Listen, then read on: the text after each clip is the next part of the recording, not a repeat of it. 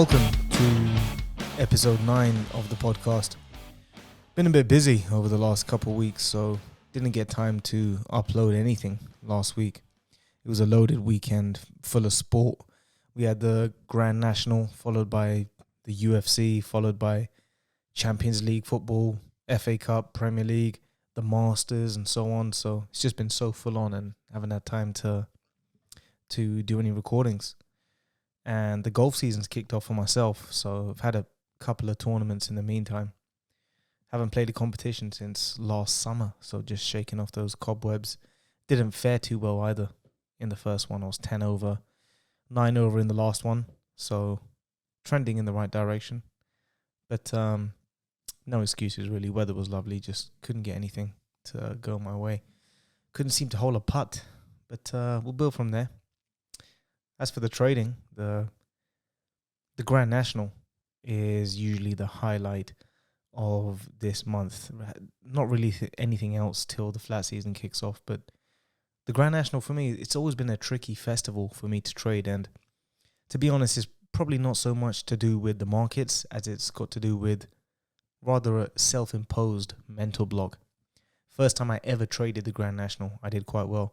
Especially on the feature, I made around £800 profit pre-race, which I haven't come close to matching since. And generally speaking, I've just not quite been on the right end of things. I mean, I pull out decent results race to race. I frequently make 50 quid, 70, 90 pound pre-race trades. So there's no issue with the markets. The fill rate's superb.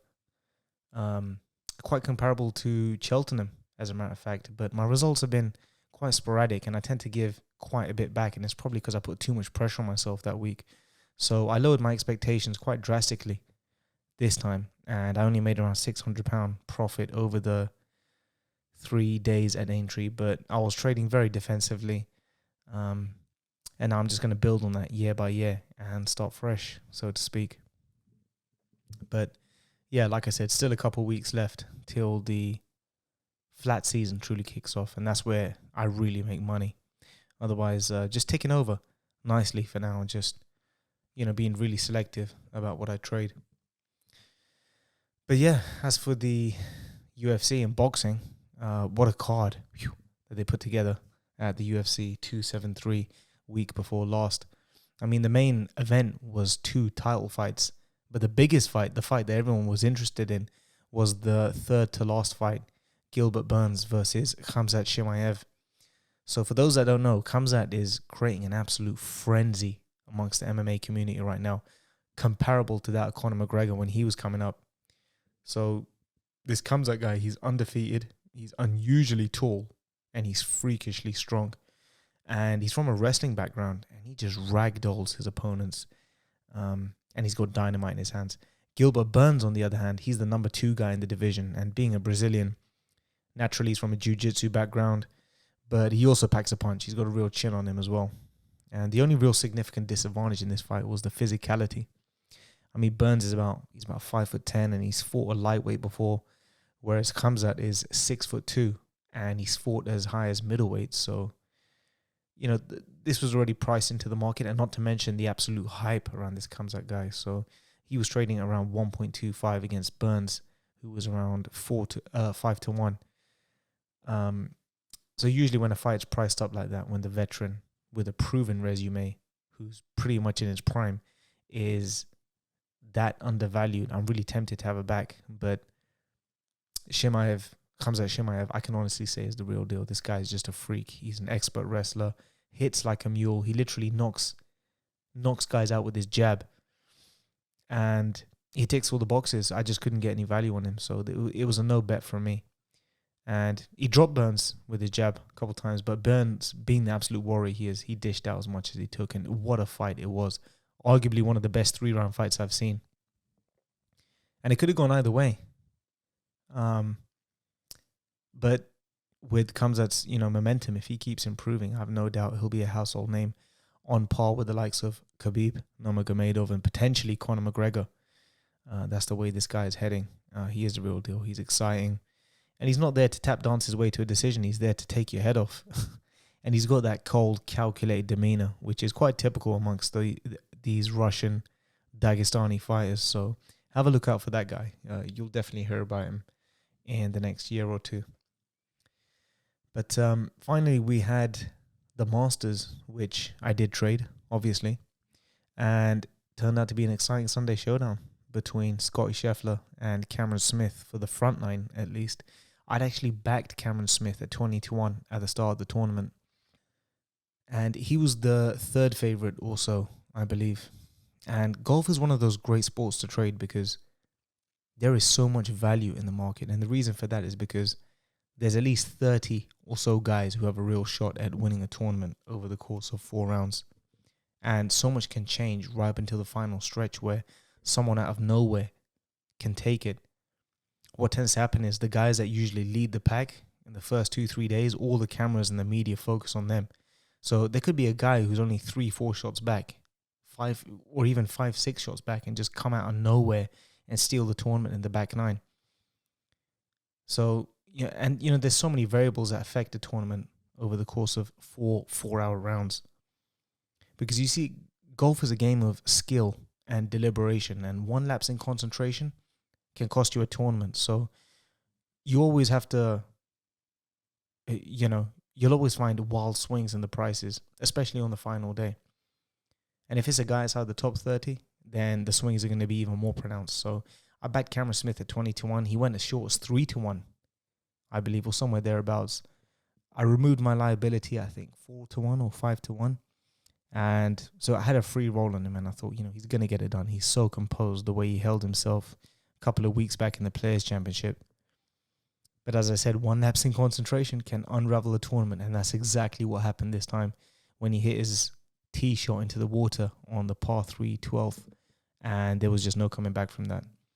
And that's not to take anything away from the champion, Scotty Scheffler, who played absolutely fantastic. And 25 years old to become world number one and have the win ratio he's had in his last 5 starts is just unreal. So yeah, good luck to him. I'll happily take the beat on there. I made a little bit of money. I backed him late. And no money lost on Cameron Smith, so that was okay.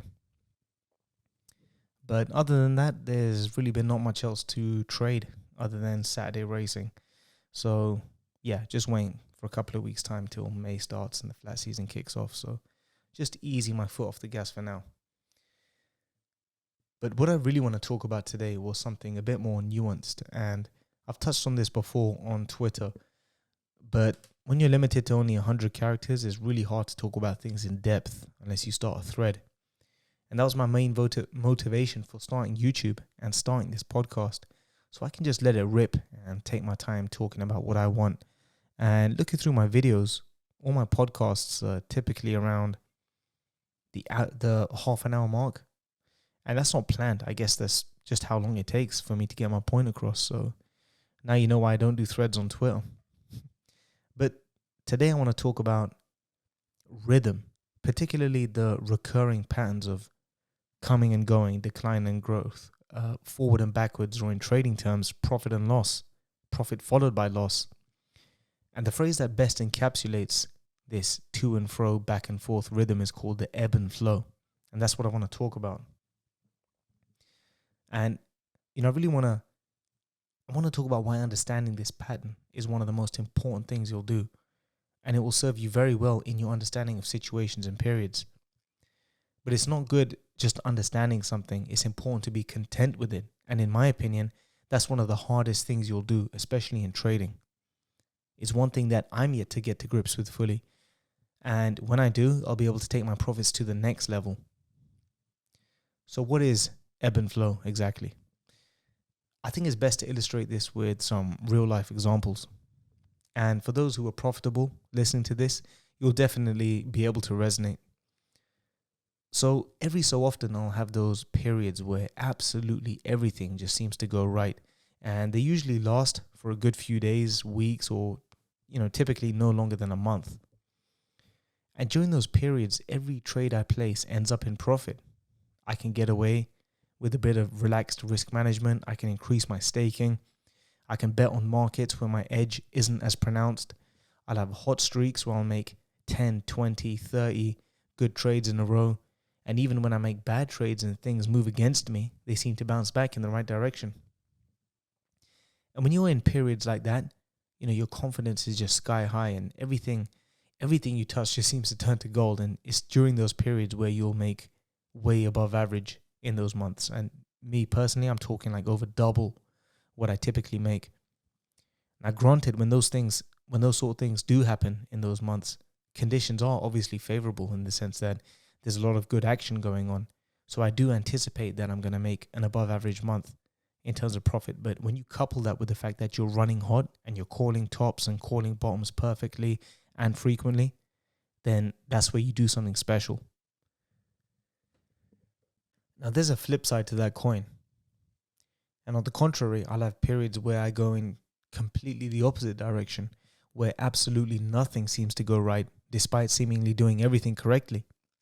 And I can swear that I'm doing everything I did identically to when I had those magical months, but I just can't seem to make a go of anything. I can't even make an average return.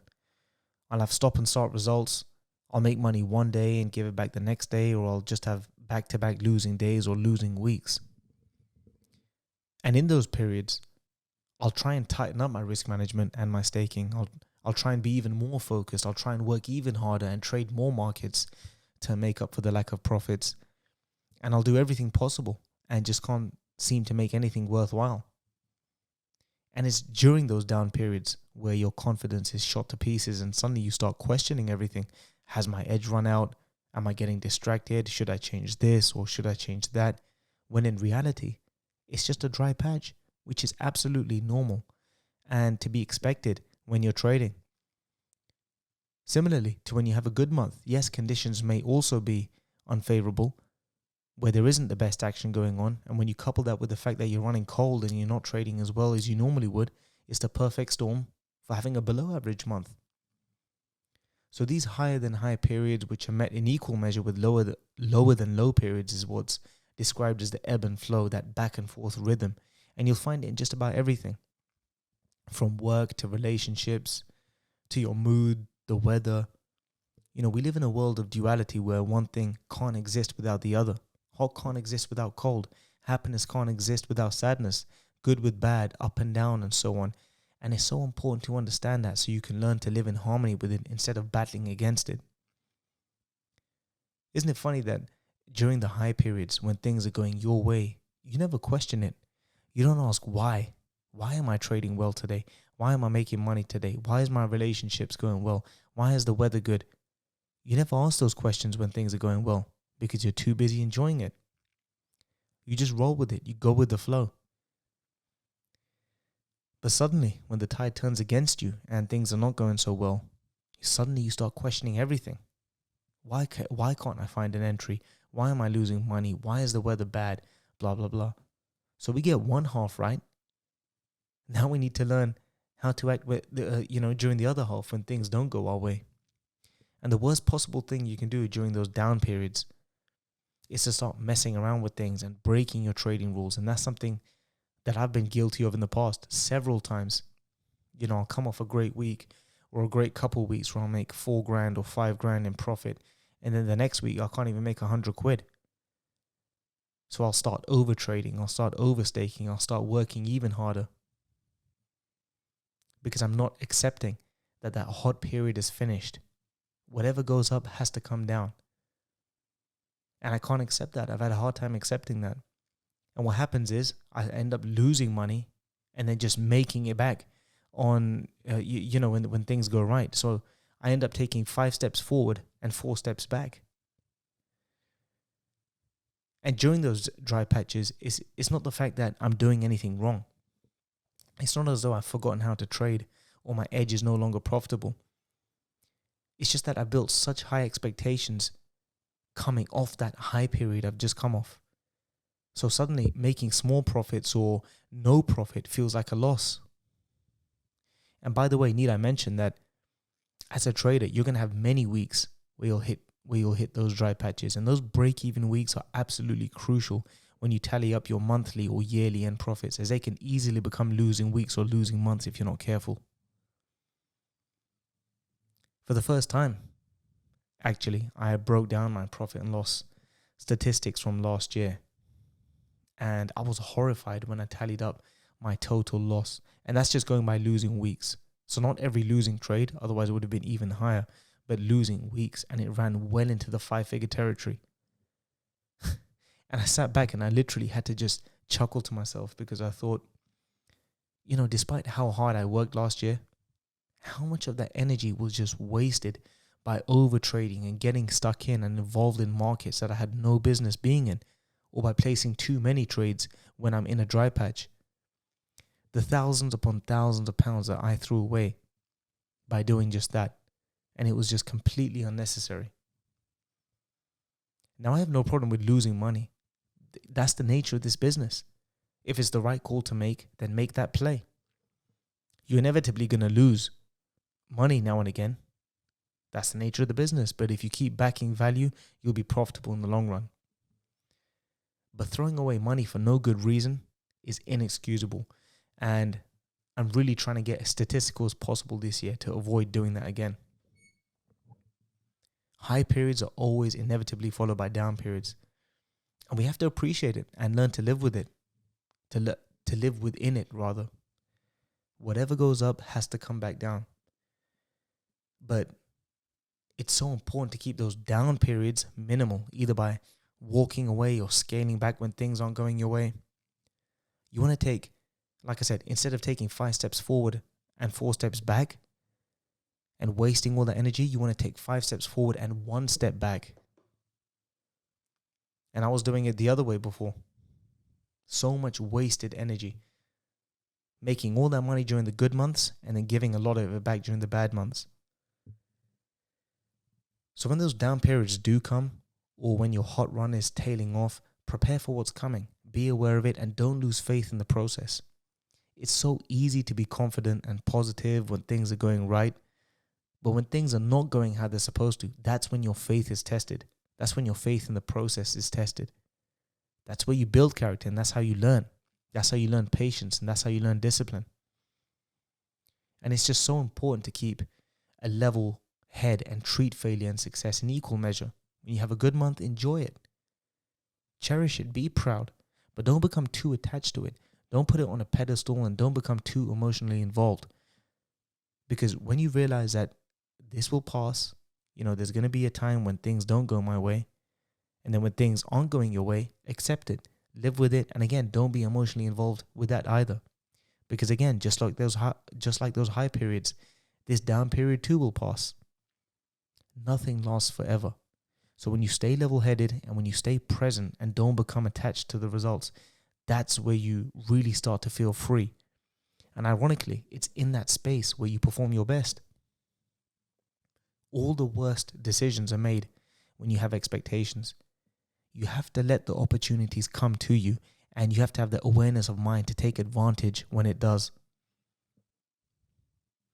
Now, this is a realization that I've only very recently started to come to after last month's highs, where I broke my personal record and hit 5 figures for the first time on Betfair. Now, don't get me wrong, I enjoyed it. I was pleased with the achievement. I was proud of the fact that I trusted and faithfully adhered to a certain process for a sustained period of time, and it finally started to pay dividends. But unlike previous occasions where I hit new highs, this time I didn't get emotionally involved in the result. The old me would have got carried away and built bigger expectations and got greedy, and I'd end up over trading, even though I'm coming off the high period, even though it's a dry patch, trying to chase and outdo that previous record of mine, only to go and lose money. All that wasted energy for nothing. This time, I shrugged my shoulders and I said, you know what? If this is the top, get ready for the dry patch, because it's going to come. Take days off, scale back, but trust the process and get ready for the next run. And guess what? I'm in a dry patch right now. Last couple of weeks, I'm barely 600, 700 pounds up. After making over 10 grand last month. The old me would have been like, 600, 700 pounds down. I would have overtraded. I would have lost money.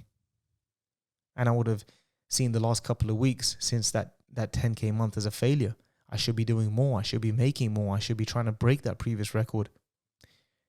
Now, whilst my intentions are okay, it's okay to, aim higher. There's nothing wrong with being ambitious and trying to push past that previous best. But the markets don't work like that. Opportunities don't work like that. Rarely does anything move in a linear fashion. I remember seeing a motivational video on YouTube a couple of months ago. And it was some guy preaching, talking about grinding 24/7, night and day, how you shouldn't sleep and go all out for what you want to achieve. And I thought to myself, what a load of bullshit. By now, that should be obvious with regards to trading. But no matter what the endeavor, there's a huge difference between working hard and working smart. Working hard is going to get you results. You're going to progress, no doubt. But the goal is to accelerate the process as fast as possible. And that can only be done by working smart, by working optimally. If you hit the weight room 2 hours a day, but you don't diet and you don't rest correctly, yes, you'll get results, but they'll be minimal compared to if you trained even half that amount, but recovered optimally. It's not always about working hard and spinning your wheels for nothing, but it's about making good decisions and doing the right things to work optimally. That's the most important thing. You don't want to work like a donkey. You want to get to your goal the fastest way possible. This month, I have absolutely no chance of beating last month's record, no matter how hard I work. No matter how many markets I trade, the opportunity just isn't there. And even if there was, I would have to run hot again and have the same or even better breaks that I did last time round, all of which is beyond my control. So instead of running myself into the ground and burning myself out for, say, the next month or month after, where there is going to be big opportunity, I'm going to relax, take a step back, behave rationally, and just be selective about what markets I trade and play the long game. Wait for the opportunities to come my way and have the awareness of mind to take advantage of them when they do come. Instead of losing money during dry runs and making it all back in good months, just putting myself a little bit ahead. Taking below average profits or break-even months will improve my average drastically. In other words, 5 steps forward, 1 step back, instead of 5 steps forward and 4 steps back like I was doing before. Now, a lot of what I'm saying may seem like common sense now, but sometimes you have to make those mistakes. You have to go through certain things and learn certain lessons, as was the case for me. I had to work like a donkey. I had to lose money during those dry runs and make money during those high periods and realize that things go up and down, things come back and forth. And when I learned that and when I understood that, it took me a few cycles before I got to grips with it. But everyone's different. I see other people making mistakes, not necessarily with trading, but with other things. And I think to myself, I would never do something so stupid. But it's so important to reserve judgment and keep your counsel, because there are stupid things that I do that others would look at and say, hey, stupid, you didn't have to go through that painful lesson in order to learn. But we're all different and we're all on a different journey. Speaking of which, don't you find it funny how sometimes it's so easy to spot what others are doing wrong, but we can't even figure out what we're doing wrong? And the reason is, it's because with others, you can make observations objectively since you have no attachment to their result. But because we're so wrapped up in our own process and our own expectations, we become blind when it comes to our own faults. But, with this trading journey, it's inevitable that a lot of people can resonate with the mistakes I've made. So I feel like it's something super important to talk about and understand. You are not fully in control. And when you appreciate that and learn to accept and live with that, it's not limiting, but it's freeing. It's freedom from the process. And when you become detached, you can enjoy the process and not care about the result. And guess what? You can't help but perform at your best then. We're humans and we're complicated machines, the most complicated machines that exist. And whilst it's totally natural to feel and experience emotions, they don't serve you well as a trader. Trading is completely unnatural. You have to rewire your brain in such a way where you must execute a process without getting attached to it. I read an article a few years back by the Wall Street Journal, and it was a study that was conducted on a bunch of brain-damaged investors to see what extent human emotions can affect trading. Now, these people who the experiment was conducted on had either faced some sort of trauma where the frontal lobe of their brain had been damaged so they couldn't experience emotion in the same way a normal functioning brain would experience emotion. Now, I'm not going to go as far as labeling them as potentially psychopathic, but by linking brain science to investment behavior, researchers concluded that people with an impaired ability to experience emotion could potentially make better financial decisions under certain circumstances. And the research is part of a fast-growing interdisciplinary field called Neuroeconomics that explores the roles that biology play in decision-making by linking insights from neuroscience, psychology, and behavioral economics. Now, I'm not sure how long ago that article was written, because a lot of that is perhaps redundant now, given that we can build bots and machine learning algorithms that can trade the markets without any human emotion involved. And even though those machines are designed to perform as optimally as possible, they still lose money. They still have down periods. If a machine that's more advanced and more capable than a human being can still lose money and have down periods, what does that say about us regular people who constantly have to battle with our own natural tendencies? The point I'm making is that you're not totally in control. The only thing you can control is how you respond to situations. The markets are constantly going to fluctuate, just like the weather, just like your mood, just like your body and everything. Things will always peak and trough, go up and down, backwards and forwards. But the only thing you have absolute control of is how you respond. And when you detach yourself from the result and are able to behave rationally and make the best decisions possible and stick to the process, that's where you're going to get, your best results. That's how you're going to perform at your best. The stupidest decisions are made when you're emotionally involved and build expectations of things. There's a natural rhythm to the markets, just as there is to everything. You can seemingly do things right one day and get a great result, and the next day get a totally different result. No 2 days are ever the same. You'll never be the same person you were last year, last week, yesterday, or even 10 seconds ago.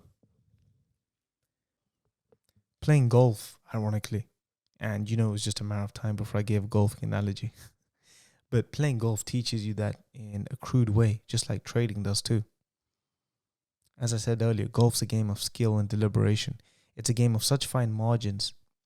It's impossible to play well every single round when you're swinging a club at over 100 miles an hour. To strike a ball a few inches in radius out of a sweep spot, which is even smaller. On a different course, with different grass, with different slopes, with different yardages and different winds, you can only imagine how frustrating it is to achieve consistency in this game. Golf is probably played by, I'm just guessing at the top of my head now, over 10 million people around the world.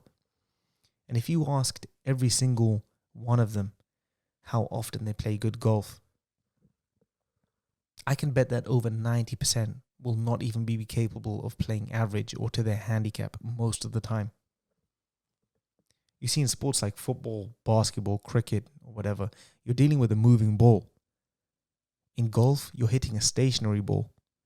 The ball isn't even moving and you still can't hit it straight. No game makes a fool out of you quite like golf. And while you can most certainly improve your level as a player, whilst you can refine your skill and your mental approach to become as detached as possible from the result, you can never expect to play well all the time because you are not fully in control. In a good patch, you'll play good. And in a dry patch, where you can seemingly be doing everything right just as you did before, you won't play well. There are so many intricacies to the golf swing with regards to body position, club position, and timing. It's impossible to get the same level of consistency all the time. And even if you were able to achieve it, you can't control the weather elements, which inevitably change from day to day. Your body is changing, just like the markets are always changing. But the one thing you can absolutely control is how you respond to situations. And as you get more experienced over time by learning and refining new skills, by building your bankroll, by implementing new strategies, by bettering your risk management, of course, naturally your results are going to trend upward. But never will things happen in a linear fashion, given the ebb and flow of things. Sometimes if you progress too quickly, sometimes you end up going backwards or plateauing because there's lessons you still have to learn before you get to the next level. Or sometimes you can have no tangible success for a long time, then boom, you tweak a couple of things and your results explode upward. Aim to work optimally. Aim to work smart, not hard. I didn't start this podcast to pose as some sort of guru who's figured it all out, because I'm on this journey of learning as well. I'm with you guys, and I'm trying to figure things out by myself. I'm trying to figure things out for myself as well. But instead of keeping it bottled up, I tend to have a lot of mental chat to myself. But by verbally articulating it and sharing my thoughts and putting it out there, I'm helping myself too. It helps me as well by talking about these things. And I definitely feel as though a lot of people will resonate with the things that I have to say.